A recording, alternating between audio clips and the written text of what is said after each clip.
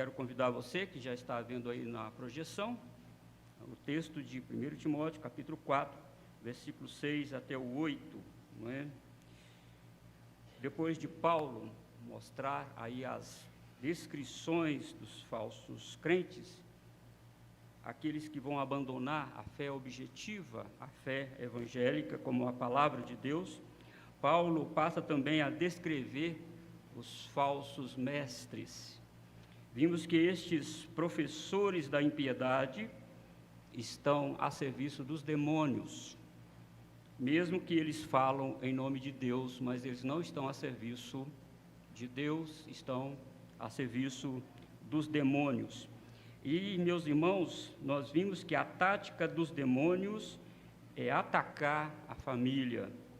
Lá no primeiro século era proibir o casamento, porque nele há a comunhão e o contato físico. Segundo os gnósticos, a matéria é má, então não pode haver contato físico. Então proibiu o casamento por causa disso. Se a matéria é má, então precisa eliminar essa matéria e não pode ter o mínimo de, digamos assim, prazer com esse contato físico. Então é uma tática de Satanás para eliminar a família. E nós vimos isso aí no sermão passado. Em nossos tempos, meus irmãos, a proibição do casamento, como a Bíblia descreve, não está proibido pela lei, mas a união de um homem e uma mulher está sob a ameaça, a pressão do inferno sobre as famílias é muito grande, sobre a família tradicional ordenada pela Escritura Sagrada. Esta família está debaixo de ataque do mal. Na religião, a Igreja Católica Apostólica Romana proíbe o casamento para os sacerdotes, mas as Escrituras não apoiam também esta proibição deles. Nós vimos também que eles proibiam a ingestão de certos alimentos como meios para alcançar maior crescimento espiritual. Então você não pode comer isso, não pode comer aquilo, porque se você quer uma ascese espiritual, se você quer se elevar espiritualmente, então você deve fazer jejuns desses alimentos. Dizem aí também algumas seitas em nosso país. Hoje vamos deixar aí os falsos crentes e mestres um pouco de lado e vamos, meus irmãos, olhar juntos a passagem aqui que está em 1 Timóteo capítulo 4, versículos 6 a 8, onde Paulo agora mostra quem é o bom ministro de Cristo. E aqui neste texto, o termo grego para ministro é servo. Que coisa bonita, que palavra bonita, que vocábulo bonito. Sou ministro de Cristo. Não é? Que palavra bonita, mas lá no original grego é servo. Então, todos nós somos o que? Servos do Senhor. Por mais que você se autodenomina como pastor, docente, como reverendo, como doutor em teologia, mestre, etc., você não passa de servo do Senhor.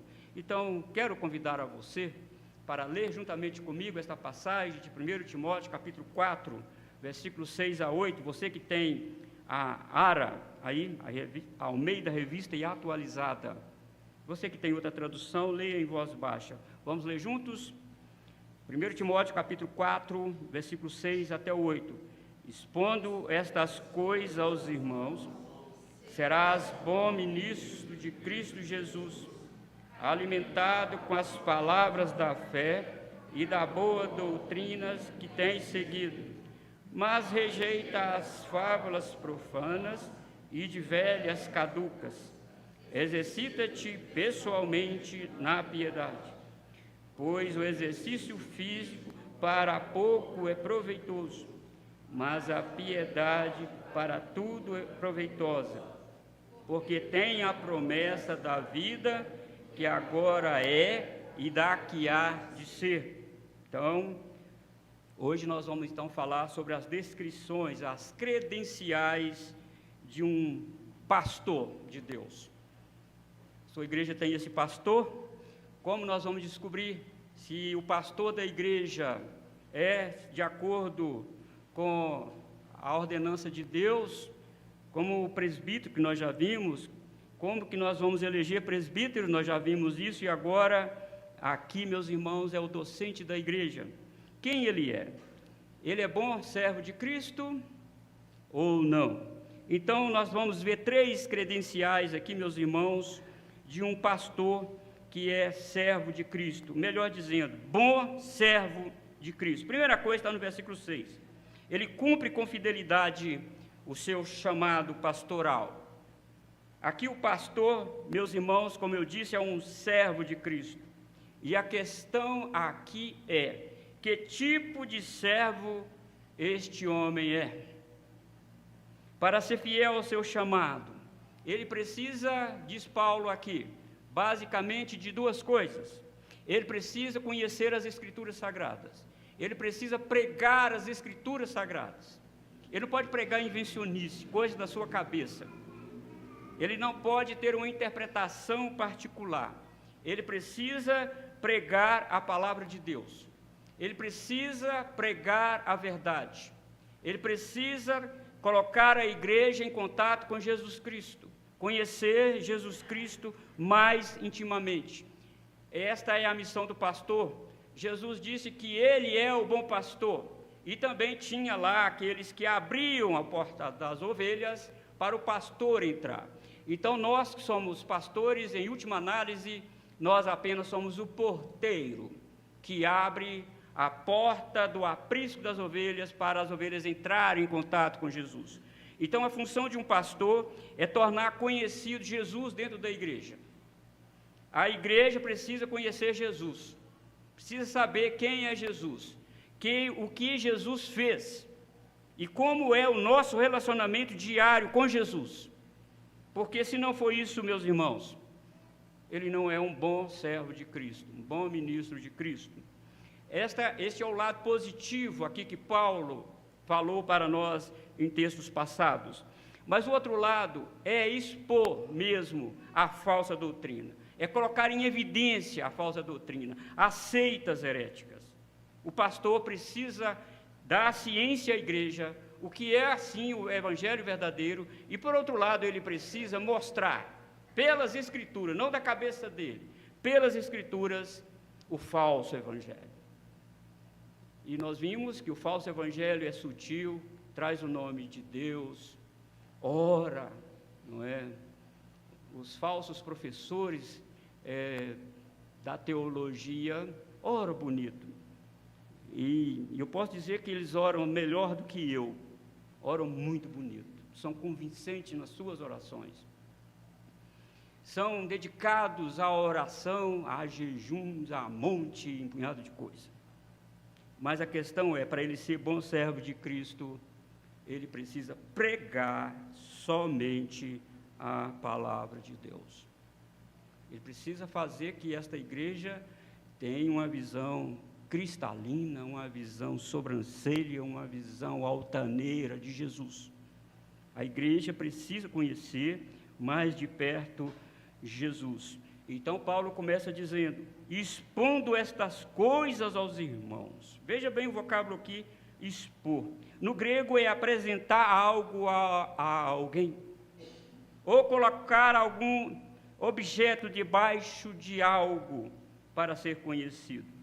Neste texto é mostrar para a igreja quem são os falsos mestres, quem são os falsos profetas aí, e quais são as falsas doutrinas que eles pregam.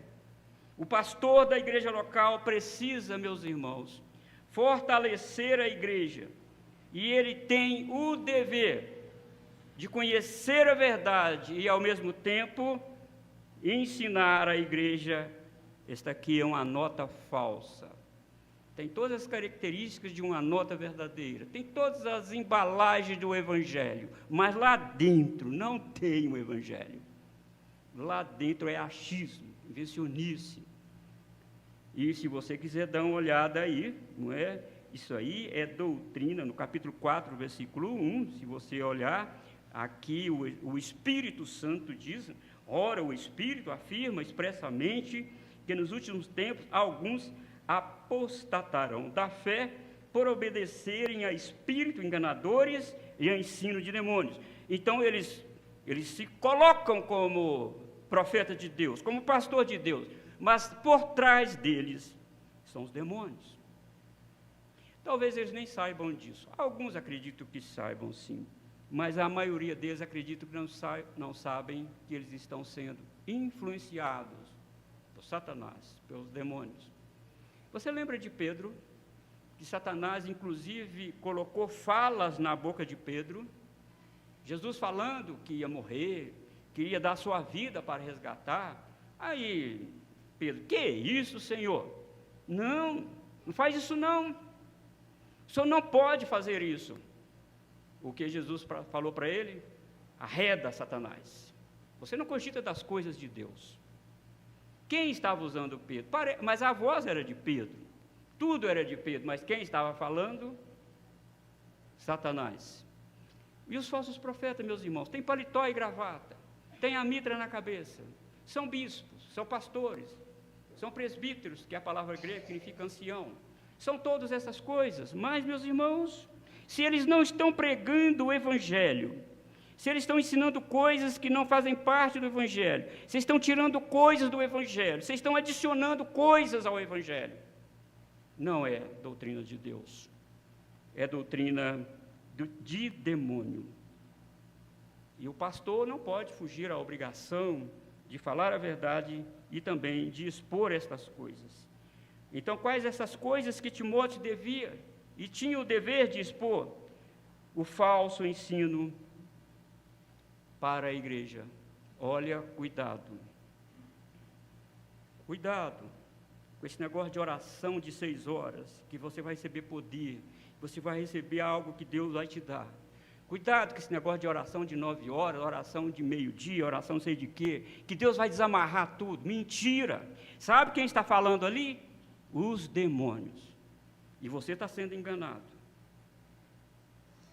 E eu, como pastor, eu preciso alertar a igreja na qual eu sou responsável, que eu vou dar conta dela diante do Senhor. Por trás disso tudo estão os demônios, enganando, levando a pessoa a acreditar em coisas que Deus não prometeu, fazem promessas que Deus não prometeu. E por isso, esses falsos profetas usam esse nicho religioso para disseminar as suas heresias. Então, nós vimos, meus irmãos, que eles estavam proibindo alimento, dizendo, o alimento é físico, é matéria, então é mal. Então você não deve alimentar disso, é mal. Aqui, meus irmãos, confronta diretamente a doutrina da criação, onde o apóstolo Paulo diz que tudo pode ser recebido. Você pode comer de tudo, desde que você reconheça que veio de Deus, e que você ore, dando graças a Deus por aquele alimento. Evidentemente, por razões médicas, há alguns alimentos, sim, você não pode comer, mas para ter acesso espiritual, para ter fruição espiritual, para elevar-se ao demiurgo maior, segundo os gnósticos diziam, para ter contato com o demiurgo maior, não. Isso estava acontecendo, meus irmãos, também na igreja de Roma, onde o apóstolo Paulo fala lá no capítulo 14, que tinha um grupo de crentes lá que dizia, comer carne é pecado. Eu sou vegetariano. Aí aquele grupo de irmãos que achavam que comer carne é pecado, ficavam brigando. O diabo dividiu a igreja, questões bobas, questão de alimento. Estava fazendo um grupo julgar o outro grupo, o que levou Paulo a dizer, e tu, por que julgas o teu irmão? Porque todos compareceremos diante do tribunal de Cristo. Por que você está julgando o seu irmão porque ele come só verdura e o outro só come carne? Por que você está julgando? Está vendo, meus irmãos, coisas simples, mas que estava trazendo divisão dentro da igreja. E se você ler Colossenses capítulo 2, você vai ver que também tinha uma turma dentro da igreja de Colossos, que dizia, eu não toco nisso, eu não posso comer aquilo, eu não posso fazer isso na lua nova, eu não posso fazer isso no sábado, e etc. E virou uma bagunça, porque os principados vão desagradar de nós. senão eles vão ficar com raiva de nós e vão nos castigar. Irmãos, dentro da igreja de Colossos, essa heresia. E o apóstolo Paulo diz: olha, meus irmãos, Jesus cancelou a dívida que contava para nós. Ele rasgou, ele cravou essa dívida na cruz. Então vocês não devem nada a esses principados aí. Vocês não precisam ter medo deles, porque Jesus o expôs à ignomínia, todos eles. E aqui é uma linguagem militar. Quando parece que você lê os evangelhos, vê Jesus todo ensanguentado na via dolorosa, andando, todo machucado, cortado. Você, talvez, alguém sem a iluminação da Escritura Sagrada, inclusive de Isaías 53, Jesus perdeu. Jesus está perdido. Não está aguentando nem carregar a cruz. Mas sabe o que é aquilo? O apóstolo Paulo está dizendo que aquele ato era um ato de despir os principados e potestades do seu poder. E é uma linguagem militar de Roma, onde quando Roma invadia uma cidade com seu exército poderoso, ele trazia manietado o general daquele exército que perdeu, tirava quase toda a roupa dele e expunha eles na ruas de Roma, e o povo romano gritava: Roma, Roma, César e César. O apóstolo Paulo, sabedor disso, ele diz: Jesus fez isso com os demônios, não tenha medo deles. Jesus cravou a nossa dívida, não precisa deixar de comer certas coisas por causa disso, não tenha medo deles. Percebam, meus irmãos, que parece simples proibir alimento, mas você precisa entender a motivação. Expondo estas coisas, serás bom servo de Cristo. Olha, meus irmãos, muitas vezes os pastores são considerados bons pastores pela sua performance em falar, por ser um cara legal, por conhecer a Constituição da Igreja Presbiteriana do Brasil, pela sua habilidade política em construir templos e fazer a igreja crescer à custa da verdade. Mas aqui, meus irmãos, é como se Cristo estivesse perguntando diretamente ao pastor: você faz tudo isso, a sua igreja está cheia, e você prega com eloquência, você prega com uma oratória invejável, mas a minha pergunta, suponhamos que Jesus estivesse perguntando: você é meu servo? Você está fazendo o trabalho que eu te ordenei a fazer? E eu, novamente, aqui, meus irmãos, eu replico as palavras de um pastor, aí, um pastor reformado. Ele disse que um pastor bíblico, quando ele acaba de pregar, ele não fica preocupado se a igreja gostou. Será que a igreja gostou do meu sermão? Não, o pastor bíblico diz: será que Jesus fez assim para mim? Será que Jesus abanou a cabeça como ok para mim? Meus irmãos, nós somos servos de Jesus, não é da Igreja Presbiteriana do Brasil. Nós somos servos da igreja, nós somos servos de Jesus, nós temos que agradar a Jesus, e nós só agradamos a Jesus quando nós pregamos as Escrituras Sagradas. Então, meus irmãos, serás bom servo de Cristo se você fizer isso. Então Jesus continua perguntando: você expõe de forma clara e cristalina o ensino falso para a igreja onde você é pastor conhece as heresias, você prega confrontando o pecado, ou você fica com medo de perder membros da igreja?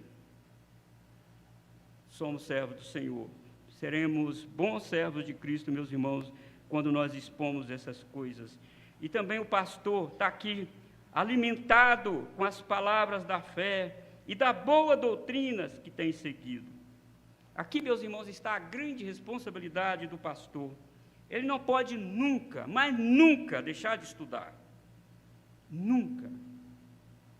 Se ele acha que ele aprendeu muita coisa fazendo 4 anos lá no seminário presbiteriano, está errado. Aquilo lá é somente a base para ele. são as ferramentas que ele precisa para desenvolver o seu estudo. Ele precisa continuar estudando. Ele precisa continuar, meus irmãos, estudando a palavra de Deus.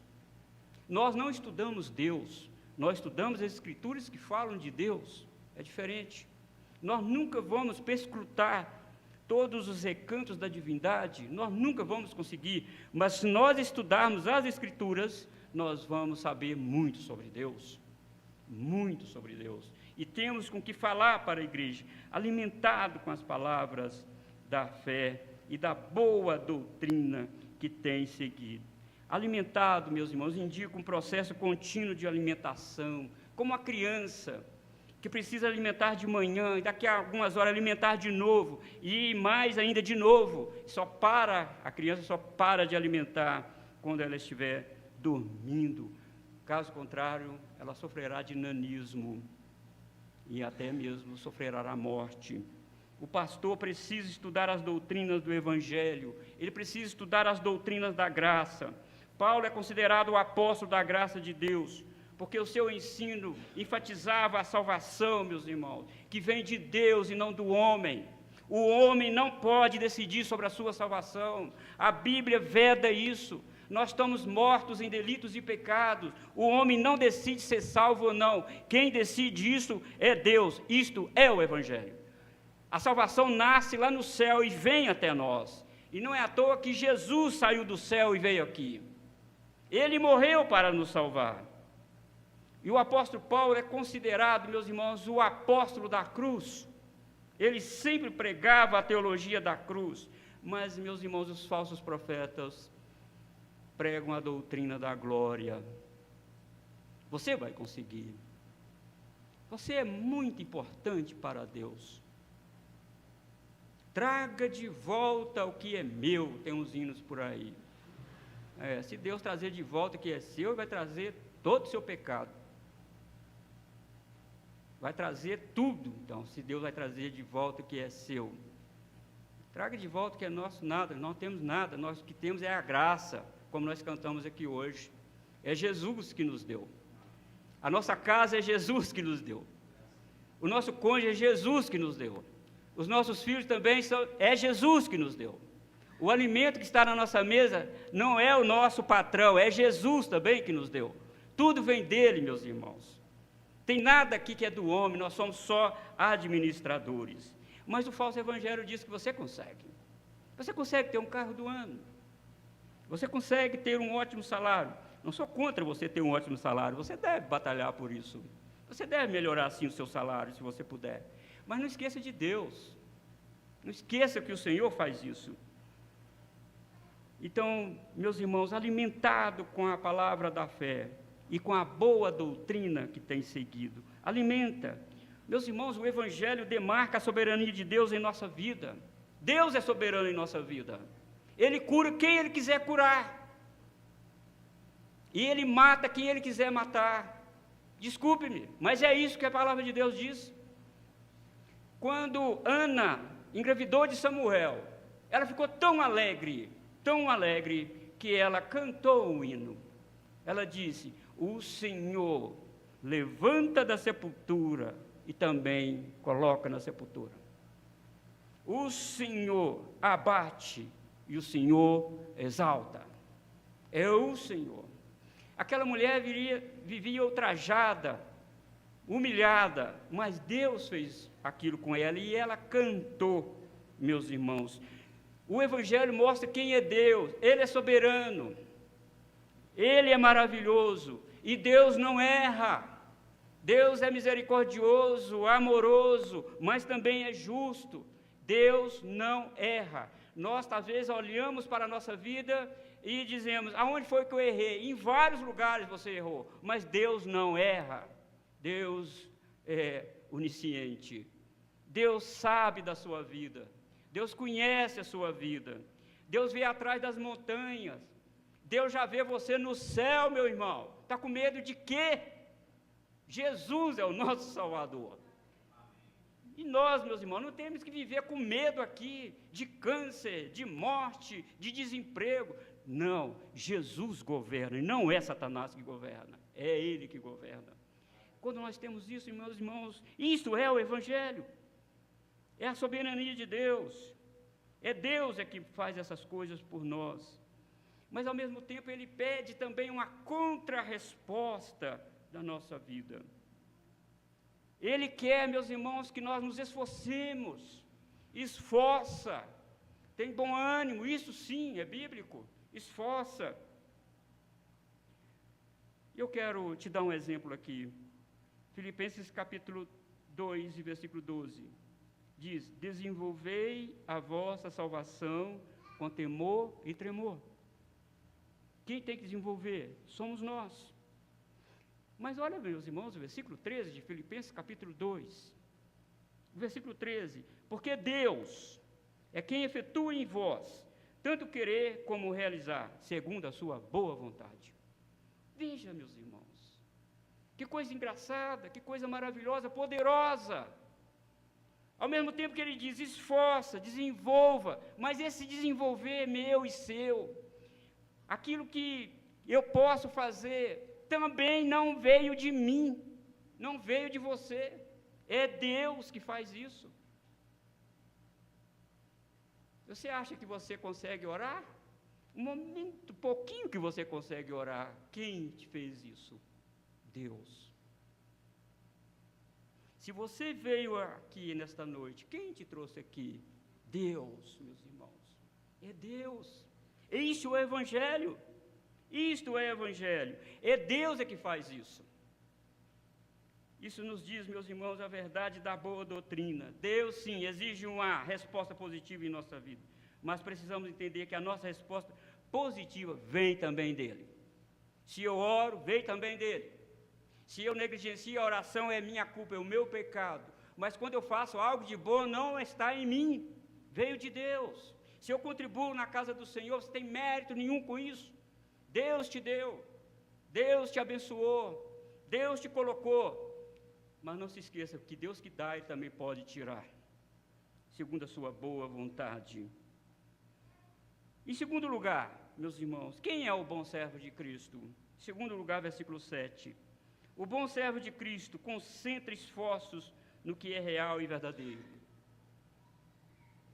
Veja, meus irmãos, aqui o fluxo de ideias que Paulo constrói para a vida espiritual do bom servo de Cristo.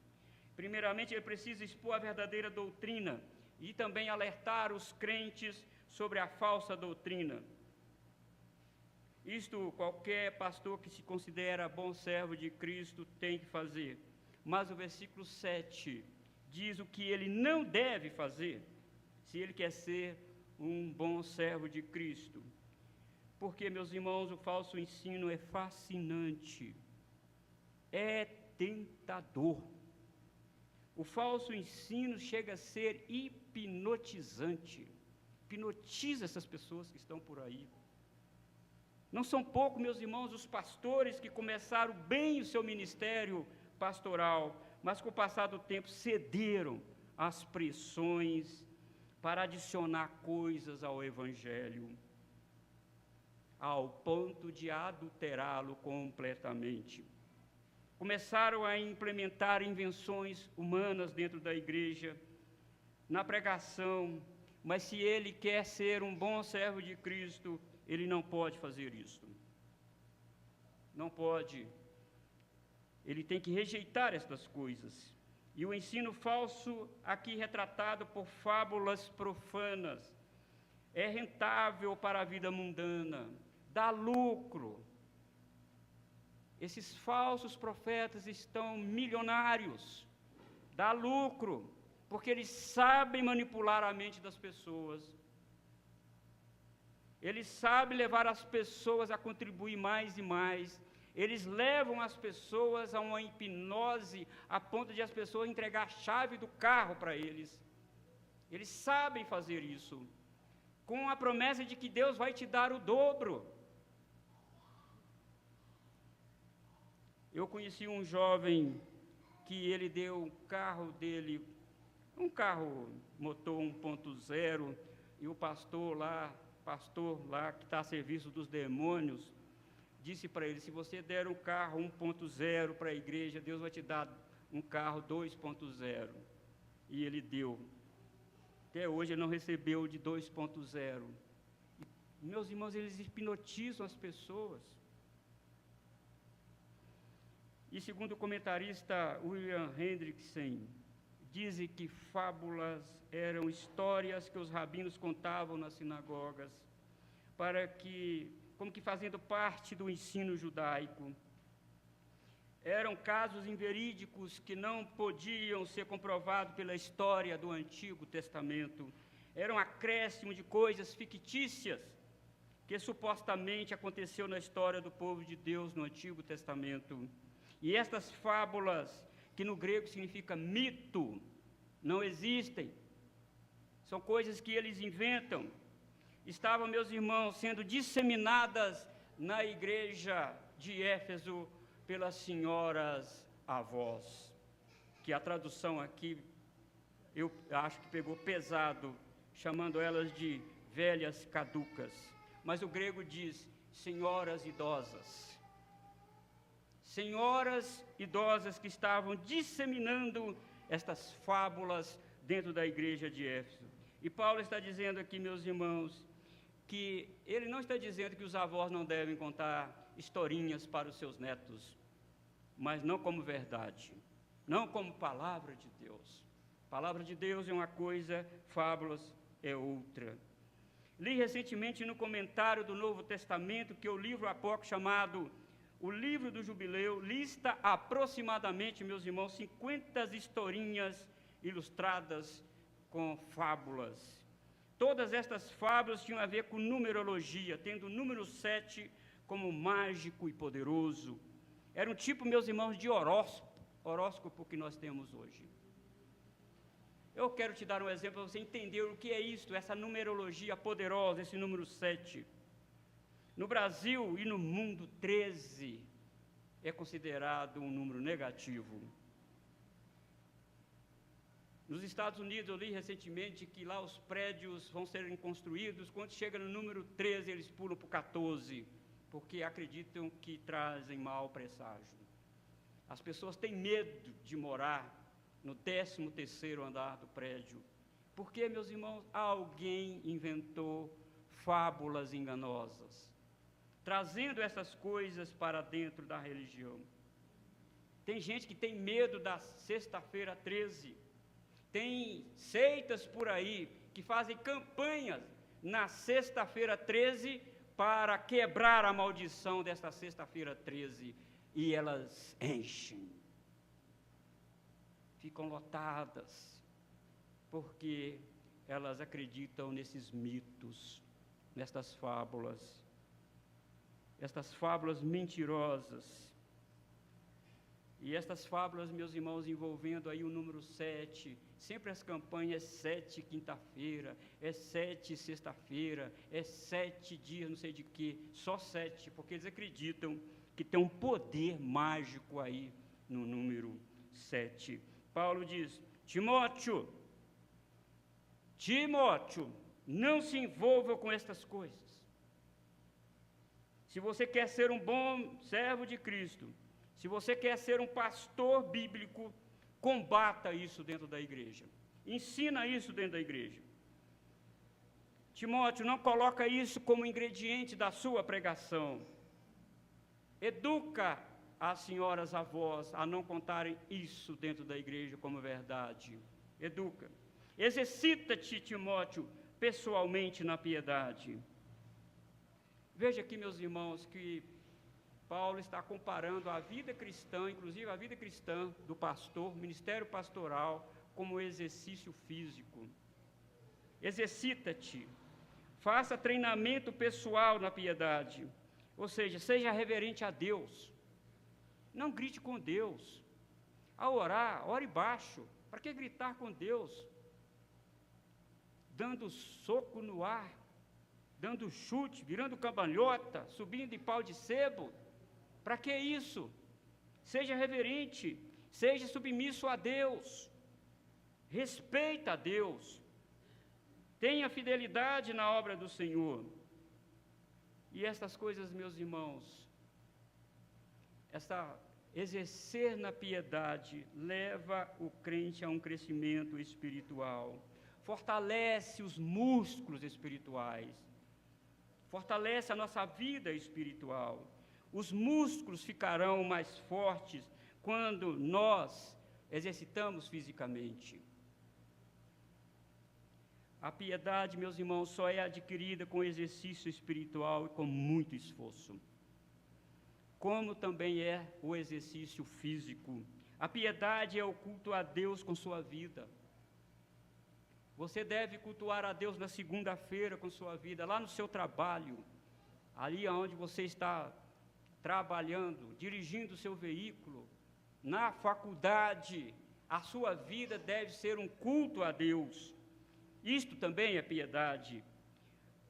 E também, meus irmãos, o exercício da piedade é usar os dons e talentos que o Senhor lhe deu em benefício da sua obra. Por isso, pastor, meus irmãos, e todos nós, somos como um atleta espiritual que tem disciplina, que tira tempo para ler a Bíblia. Você precisa tirar tempo para ler a Bíblia todos os dias. Você precisa ler a Escritura todos os dias. Às vezes a pessoa tem tanta disposição para criar músculos no corpo, exercitar o corpo, mas não tem muita disposição para exercitar o espírito, exercitar a fé. Tem que ler a Bíblia, tem que estudar a Bíblia.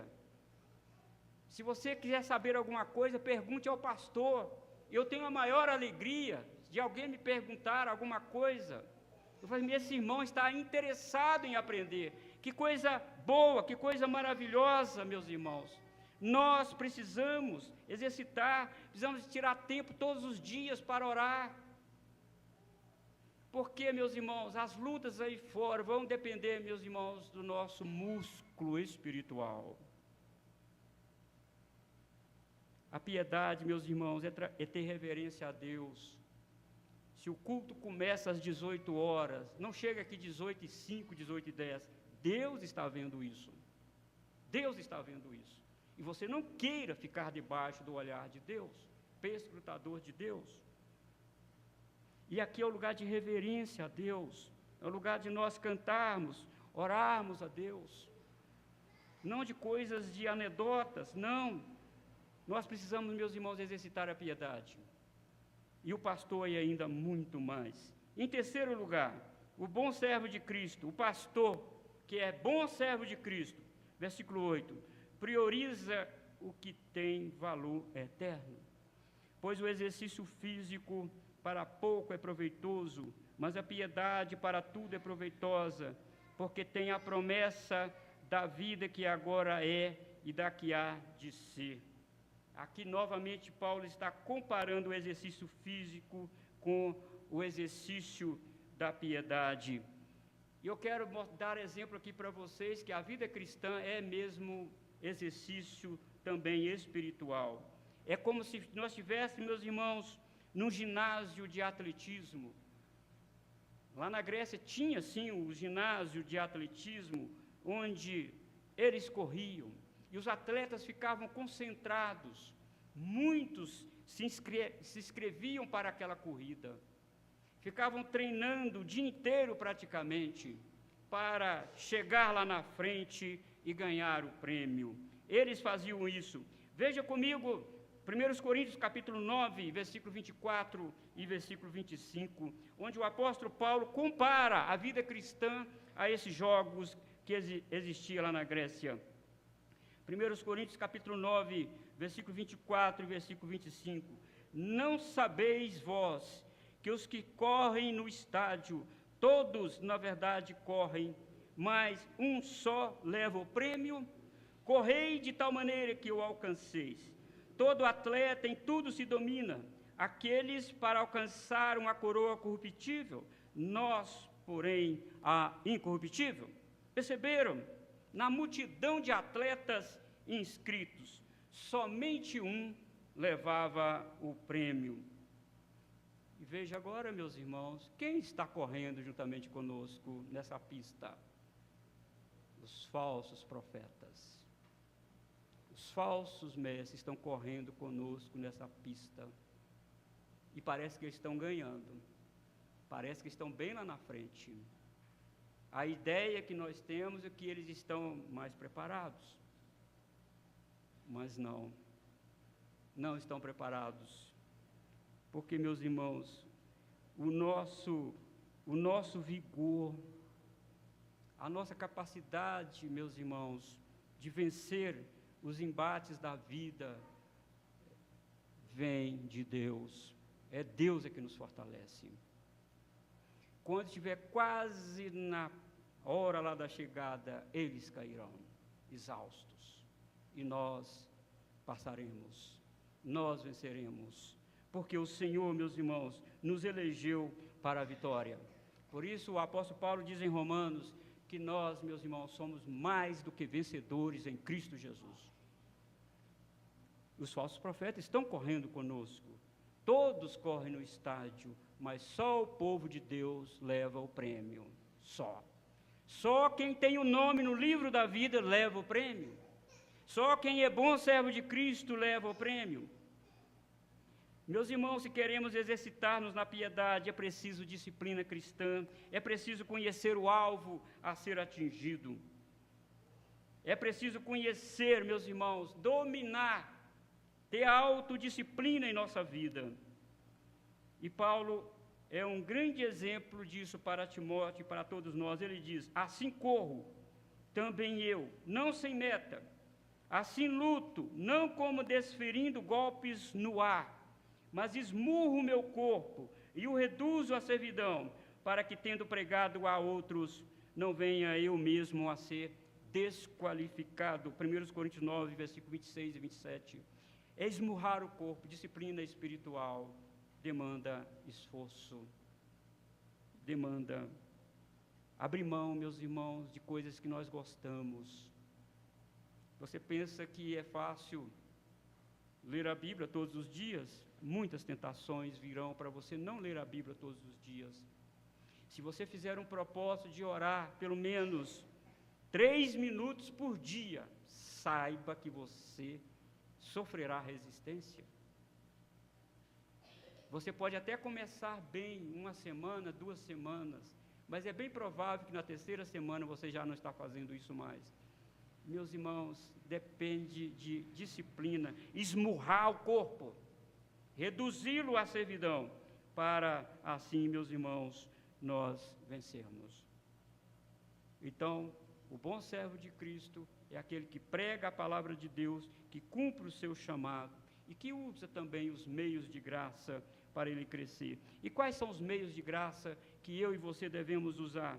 Oração, leitura e meditação constante da palavra de Deus, comunhão com a igreja, estar presente nos cultos, estar presente nos estudos. Isso te fortalece, você vai ganhando massa espiritual. Você comunica com os santos a sua necessidade. Ô meu irmão, ore por mim que eu estou passando por essa dificuldade. É aqui, meus irmãos, que nós nos fortalecemos. É junto com os irmãos, é a comunhão dos irmãos, é a participação também no sacramento da ceia do Senhor que vai nos fortalecendo. E eu quero trazer, meus irmãos, esse texto para nós aqui nesta noite. E aqui é mais para os pastores, e aqui engloba também os presbíteros. E nosso texto compara a vida de um pastor como de um atleta. É preciso disciplina, esforço, foco e separação daquilo que não faz parte da sua missão. Fomos colocados por Deus, meus irmãos, para praticar a piedade e ensinar à igreja tudo que for proveitoso para a vida eterna. Não podemos nos submeter aos encantos dos religiosos e da falsa doutrina. Não. É fácil, meus irmãos, alinhar-nos aos falsos profetas. É muito fácil ser amigo deles. É fácil comer na mesa juntamente com eles. É fácil chamá-los para o nosso podcast. Se nós pregamos contra ele, por que eu estou em comunhão com ele? Chamando ele para a minha igreja, chamando eles para fazer parte do meu podcast. Isso é contrassenso. Isso é incoerente. E eu tenho visto, meus irmãos, alguns pastores reformados fazendo isso, se alinhando aos falsos profetas. Ainda, meus irmãos, fazendo dedicatória de livros para eles. Isso é perverso. Isso não faz parte do bom servo de Cristo. Nós não fomos chamados para dar a mão aos sistemas. Nós fomos chamados para ser, de fato, separados deles. E há muitas coisas no mundo moderno que podem levar um pastor a não se exercitar espiritualmente. E as tentações aqui para o engajamento nas redes sociais é uma dentre muitas tentações que o pastor tem. Isso pode tirar tempo do pastor de orar, estudar a palavra de Deus. Tenho visto que muitos pastores têm dedicado muito tempo com mídia social, têm colocado vídeos e a ideia deles é: estou pregando o Evangelho. Tomara que seja só isso mesmo. Mas eu vi um pastor muito renomado da nossa igreja dizendo: obrigado pelos 2 milhões de seguidores. Pronto. Por quê? Obrigado pelos 2 milhões de seguidores. Por quê? Então, a motivação não é o Evangelho.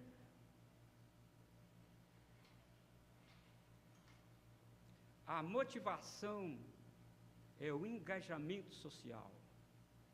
Com a desculpa de pregar o Evangelho, querem mais mídias, mídias e mais mídias. O coração está inflamado com fama. Oh, meus irmãos, nós não fomos chamados para ser famosos, nós não fomos chamados para isso. Sim, nós devemos usar as mídias sociais para disseminar o Evangelho. Recentemente, uma pessoa que conhece muito de mídia social disse para mim: você quer que nós te assessoramos para a sua mídia social, para você crescer no Instagram? Diz: muito obrigado, quero não. Eu sei os caminhos para quebrar o algoritmo do Instagram. Eu falei: não quero quebrar algoritmo nenhum.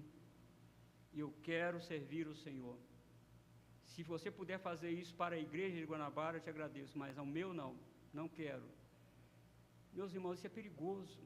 A gente vai com aquela hipocrisia, dizendo que quer, de fato, pregar o Evangelho, mas lá no coração pode não ser. Porque Jeremias 17, versículo 9, diz que enganoso é o coração do homem. Isso, meus irmãos, atrapalha. Isso faz com que outras pessoas venham engajar conosco, que não faz parte, meus irmãos, da mesma doutrina de Deus. Não faz parte. E outra coisa, meus irmãos, estudar cansa. Cansa a gente, provoca fadiga e todo tipo de cansaço. Por isso o apóstolo Paulo, no capítulo 5, versículo 17, aí de 1 Timóteo, ele diz: devem ser considerados merecedores de dobrados honorários os presbíteros que presidem bem, com especialidades os que se afadigam na palavra e no ensino.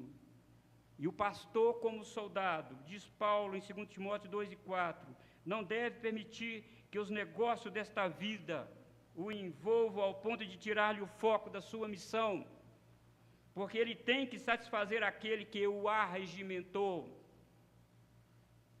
Outro ponto que o pastor deve considerar: a prática do exercício físico não produz resultados imediatos. Da mesma forma, a prática da piedade também não produz resultados imediatos. Demora tempo para você colocar uma igreja de forma que Deus quer. Demora tempo para você consertar o culto da igreja. Demora tempo para você fazer isso. Mas aqui nós somos chamados para exercitar-se na piedade. Deixa isso com Deus. O crescimento vem de Deus. E nós aqui no Guanabara temos experimentado isso. Deus tem derramado bênçãos sem medida em nossa vida. E se nós continuarmos, meus irmãos, no exercício da piedade, Deus criará músculos espirituais nessa igreja. Vamos ficar de pé, vamos orar.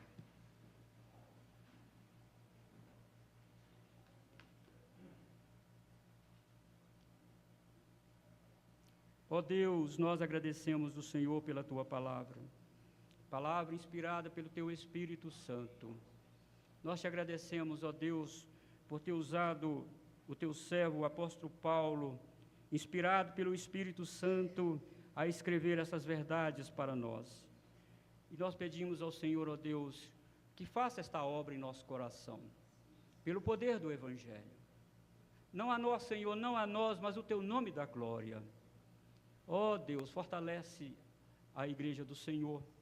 Fortalece, ó Deus, o teu povo. Fortalece as famílias, as crianças. Fortalece os jovens, adolescentes. Fortalece, Senhor Deus, os anciãos da igreja. Fortalece, ó Deus, o departamento musical. Fortalece, Senhor. Nós te pedimos, ó Deus, para que o Senhor venha nos ajudar, porque até nisso nós precisamos da tua ajuda, no exercício da piedade. Tem misericórdia de nós. Nós oramos no nome de Jesus.